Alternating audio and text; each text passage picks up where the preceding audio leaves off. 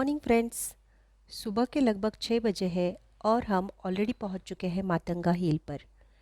Hampi trip का आज है हमारा तीसरा दिन। आज की शुरुआत बहुत ही जल्दी हुई क्योंकि हमें सनराइज जो देखना है। अभी हल्का हल्का उजाला होने लगा है, पर पूरा ट्रेक तो हमने अंधेरे में ही किया। ट्रेक थोड़ा डिफ़िकल्ट है क्योंकि एक तो पूरा अंधेरा और साथ में पथरीला रास्ता, पर फाइनली हम ऊपर पहुंच ही गए। अब क्योंकि विंटर सीज़न है, सूरज को निकलने में काफ़ी टाइम लग रहा था। ठंडी हवा, चारों तरफ सन्नाटा, और हम सब एक ही दिशा में देखे जा रहे थे कि सूरज अब निकलेगा, अब निकलेगा। पहले तो सनराइज़ के लिए एक्साइटमेंट था, पर बाद में धीरे धीरे बोर होने लगा। फिर भी सब इंतज़ार कर रहे थे। इसी बीच सामने हमें एक इंटरेस्टिंग चीज़ दिखी, हैलोजन बलून राइड। ये एक हॉट एयर बलून जैसा है। इसमें बिठाकर आपको सनराइज़ और सिटी का मॉर्निंग व्यू दिखाते हैं। ये काफ़ी कॉस्टली भी होता है।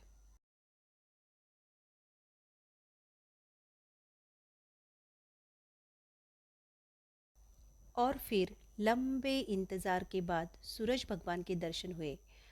विंटर की वजह से स्काई क्लियर नहीं है, फिर भी हिल के टॉप से उगते सूरज को देखना अलग ही एक्सपीरियंस है। यहाँ पर बंदरों से थोड़ा बच के रहना पड़ता है। एक ने तो किसी लड़की का विक्स इनेलर ही लेके भाग गया और फिर चबाते बैठा।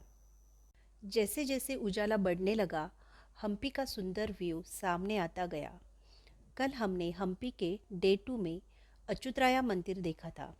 ये उसी मंदिर का टॉप व्यू है। कल इस मंदिर की भव्यता, कारीगरी, इतिहास दिखाई दे रहा था, और आज लग रहा है कि इसका प्लानिंग, कंस्ट्रक्शन कितने अच्छे से किया होगा। अगर आपने हम्पी ट्रिप के पहले 2 एपिसोड देखे हैं तो आपने इस टेम्पल को पहचाना ही होगा। ये है विरूपाक्ष टेम्पल। जगह जगह बैठ के लोग सनराइज का आनंद ले रहे हैं।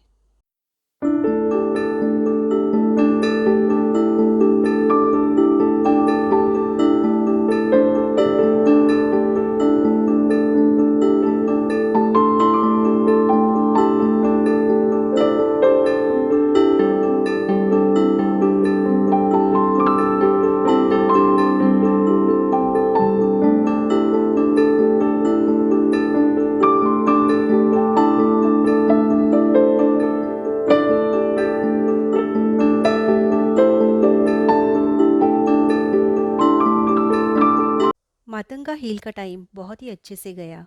बहुत सारे फ़ोटो खींचे, अच्छे अच्छे व्यूज़ देख लिए, और फिर अब हम नीचे उतरने लगे। ये हम्पी बाज़ार का व्यू है, जो बिल्कुल एक पेंटिंग की तरह लग रहा है। हिल पर जाने वाला रास्ता कुछ इस तरह है, और आगे जाकर और भी डिफ़िकल्ट हो जाता है। मातंगा हिल से विरूपाक्ष मंदिर जाते वक्त रास्ते में आपको बहुत सुंदर व्यूज़, सुंदर स्ट्रक्चर्स दिखेंगे, जिनको देखने में सही में टाइम कम पड़ जाता है।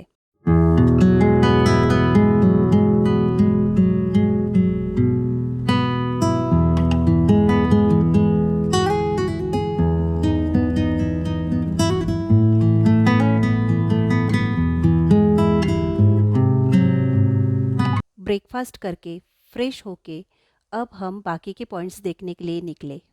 सबसे पहले हमने गणेश जी के दर्शन लिए। ये है कडले कालू गणपति। मूर्ति भव्य है और एक ही पत्थर में बनी है। यहाँ से थोड़ी ही दूरी पे है कृष्णा मंदिर। ये मेन रोड से नज़दीक है, और रोड के उस तरफ एक पुष्करनी भी है। कृष्णा टेम्पल में भी बहुत अच्छी कारीगरी दिखती है। हमने यहाँ कुछ और टाइम स्पेंड किया।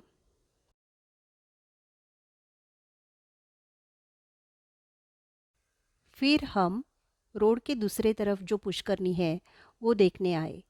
हम्पी में बहुत जगह पे ऐसी पुष्करनी है।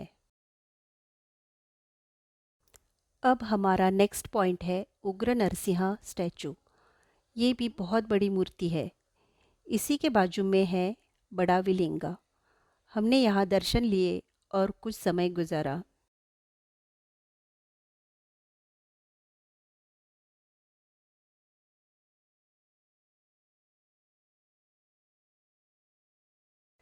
ये गणेश जी की और एक सुंदर मूर्ति है, ससीवे कालू गणपति। सबसे ज़्यादा मुझे इसी मंदिर या इसी मूर्ति के पास प्रसन्नता महसूस हुई। हम्पी में लगभग सारी मूर्तियाँ एक ही पत्थर में बनी हैं। फिर हम थोड़ी दूरी पर एलिफेंट स्टेबल देखने गए। यहाँ पास लेना ज़रूरी है। ये राजा के हाथियों का घर है जो कि आलीशान और सुंदर है। इसी के बाजू में है ये लोटस महल। कमल के फूल जैसा इसका डिज़ाइन है और बहुत सुंदर दिखता है। यहाँ से हम दूसरे पॉइंट पर गए।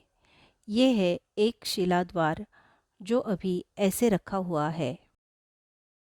इसी जगह राज प्रांगण यानी द रॉयल एनक्लोजर है, जिसमें महानवमी डिब्बा, जनता दरबार कक्ष, भूमिगत कक्ष और पुष्करनी इत्यादि शामिल है। ये महानवमी डिब्बा या दशहरा डिब्बा है जो कि बहुत बड़े प्लेटफॉर्म की तरह दिखता है। माना जाता है इस जगह से राजा उत्सव और सांस्कृतिक कार्यक्रम देखते होंगे। हमने भी यहाँ से ऊपर जाके टॉप व्यू देखा। यहीं पर है और एक पुष्करनी, जिसे काले पत्थर की पुष्करनी कहते हैं।